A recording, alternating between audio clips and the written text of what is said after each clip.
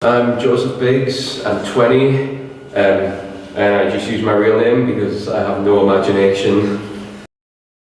I went along one day to kind of check it out. He ended up quitting after a few sessions and I just gradually stuck at it. Probably John Cena. A lot of people hate him, but he's been the one guy that I've liked since I've gotten into it. And he's still one of my favourites, like, to this day now. I'm a big fan of Rampage Brown at the minute. I train with him each week. He runs a school in Chesley Street. He's been doing it now like 20 years and just one of the best in all of Europe probably.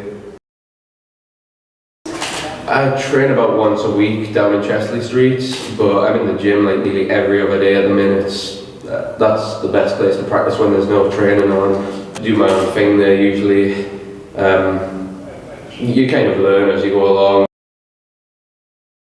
Not really, I just kind of stretch off, warm myself up, oil myself up, just try and stay warm before a match and try not to stress out too much. Waiting around is probably the worst bit.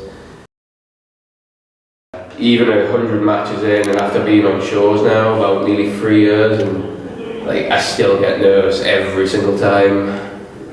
I don't think a single show's gone by now where I've not been like pretty nervous beforehand. It's probably going to happen tonight, but it's just part of what you do. I think this is my 106th tonight. I keep a list on my tablet of all the matches I've ever done. I'm vegetarian. I have been now for about 12 years, which kind of makes it a bit difficult to put on muscle, but I've got protein shakes and eggs and whatever else I can find. I try to be healthy sometimes. The pain probably, a lot of people don't think it hurts as much as it does, but I've been cut and bruised and injured. I've recently been in the hospital with like a wrist injury, just a few days ago actually, so I was in the ring and I wasn't really sure what I was meant to be doing and just being out of place at the wrong time. I'm not as supportive as I'd like. They don't really care about wrestling, like they've never really been fans of it, and every time I get hurt or injured or anything like that, they'll usually try and talk me out of it and just lecture me on how dangerous it can be and all that.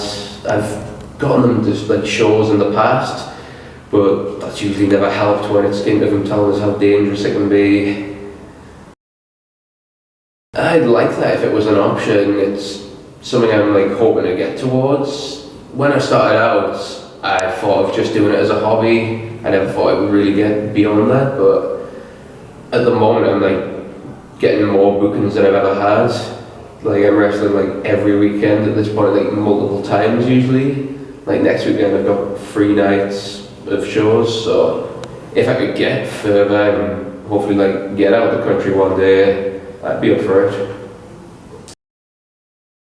Just if I can put on a good match, hopefully match of the night, if it's good enough, and just know that like people enjoy my work, that's the biggest reward from it.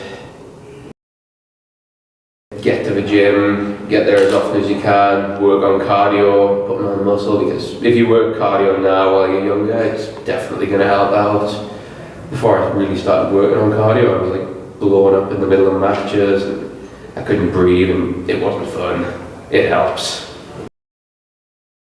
I plan about half my matches and I leave the other half to just whatever happens in there.